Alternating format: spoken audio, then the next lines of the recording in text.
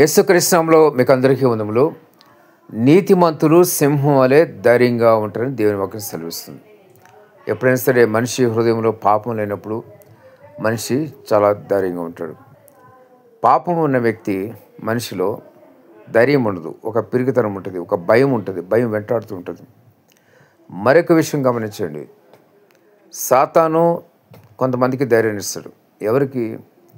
కొన్ని తప్పులు చేసేవాళ్ళకి, ప్రత్యేకంగా దొంగలకి. స్టువర్ట్పురంలో ఇదివరకు దొంగలు ఉండేవారు. ఇప్పుడు ఆ స్టువర్ట్పురం సువార్తపురంగా మారిపోయింది.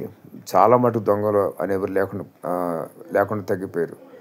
ఎందుకంటే వాళ్ళందరూ దేవుని నమ్ముకున్నారు. అయితే ఇదివరకు స్టువర్ట్పురం దొంగలు అందులో ఒక దొంగగా సంబంధించిన వ్యక్తి, ఒక టెర్రరిస్ట్గా ఉండేవాడు. అతని పేరు టైగర్ నాగేశ్వరరావు. ఈ టైగర్ నాగేశ్వరరావు ఏం చేసేవాడంటే,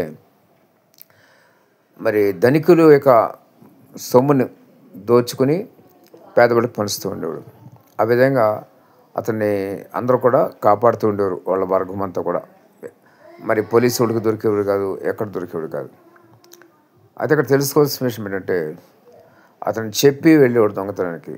ఎవరైతే మరి ధనికులు ఉంటారో వాళ్ళకి అప్పట్లో సెల్ ఫోన్ లేవు కాబట్టి ఒక ఉత్తరం రాసి, పలానా రోజు నేను ఇంటికి వస్తాను దొంగతనానికి అని చెప్పి ఉత్తరం రాసి మరి వెళ్ళేవాడు.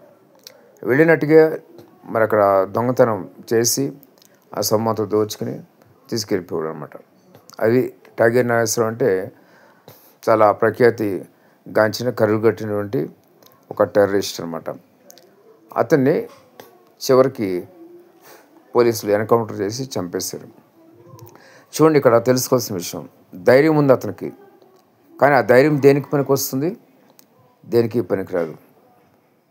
అదేవిధంగా మరి నీతిగా ఉంటే కనుక నీతిలో ఉండే ధైర్యం, ఆ ధైర్యం వేరు, ఈ ధైర్యం వేరు. ఇది సైతాను కలుగు చేస్తాడు దొంగలకు ధైర్యం. అదేవిధంగా పరిశుద్ధికి దేవుడిచ్చే ధైర్యం, ఇది పరిశుద్ధమైన ధైర్యం, పవిత్రమైన ధైర్యం. ఈ ధైర్యం ఏం చేస్తుందంటే నిశ్చింతగా నిర్భయంగా మనుషులను ఉంచుతుంది. మరి ఎటువంటి భయాలు హృదయం అంతరంగంలో ప్రవేశించవు. అదే పొరపాటు పాపం చేస్తే కనుక భయం వెంటాడుతూనే ఉంటుంది. ప్రతి గమనించండి, మరి పరిశుద్ధంగా పవిత్రంగా జీవిస్తే మీలో గొప్ప ధైర్యాన్ని పొందుకుంటారు.